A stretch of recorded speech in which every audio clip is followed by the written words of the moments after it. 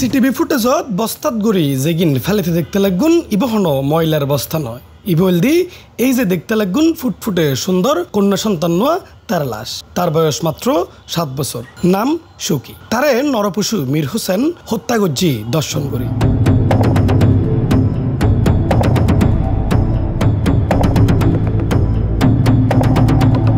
সুকি আর তার মা বিলকিস বেগম এপ্রিলের 1 তারিখ লাতিয়ে আন্দরকিল্লা জেনারেল হাসপাতাল এলাকাত হাগজার বোতল তৈতে যায় লাইতুর 12:30 মিনিটের সময় মা বিলকিস মাইয়া সুকিরে জেনারেল হাসপাতালের সামনে বস্তু হইরে নিজে যাই ভিক্ষে করিবার লাই তবে মা তখনও নজানতু তেই আইনের আগেই মাইয়া সুকি অসহ্য নির্যাতনের শিকার হই যাবিগুই পরপারত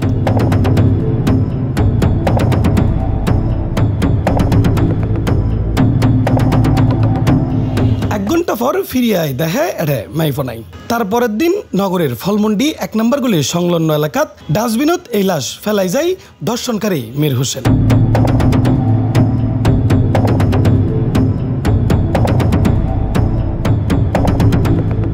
সিসিটিভি ফুটেজ পাওয়া মাত্র আসামিরে ধরিবেল্লাই অভিযানত নামে পড়ে টিম কোতোয়ালি সারা রাত অভিযান শেষে বাকলিয়া বউবাজার পুলিশ বিট এলাকাতুন আটক গড়য় মীর হোসেনের আমরা তার মায়ের মাধ্যমে লাশটাকে শনাক্ত করতে পারি শনাক্তর পরে আমরা লাশটাকে মর্গে প্রেরণ করি এবং পরবর্তীতে এই হত্যাকাণ্ডে জড়িত ব্যক্তির একটা সিসি ফুটেজ সংগ্রহ করি এবং সংগ্রহ করে সিসি ফুটেজ ধরেই আমরা আসলে টিম কোতোয়ালি কাজ করতে থাকে একটা পর্যায়ে আমরা তথ্য প্রযুক্তি ব্যবহার করে কিছু তথ্য প্রমাণ পেয়ে আমরা অভিযান পরিচালনা করি রাতভর অভিযান পরিচালনা করে ভোর রাতের দিকে আমরা আসামিকে গ্রেপ্তার করতে সক্ষম হয়েছি এবং পরবর্তীতে সে জিজ্ঞাসাবাদে এই ঘটনা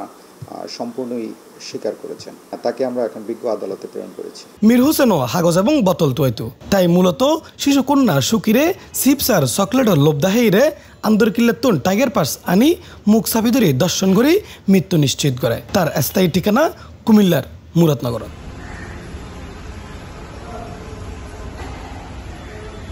ইফতেখার নতিশন C+ চট্টগ্রাম।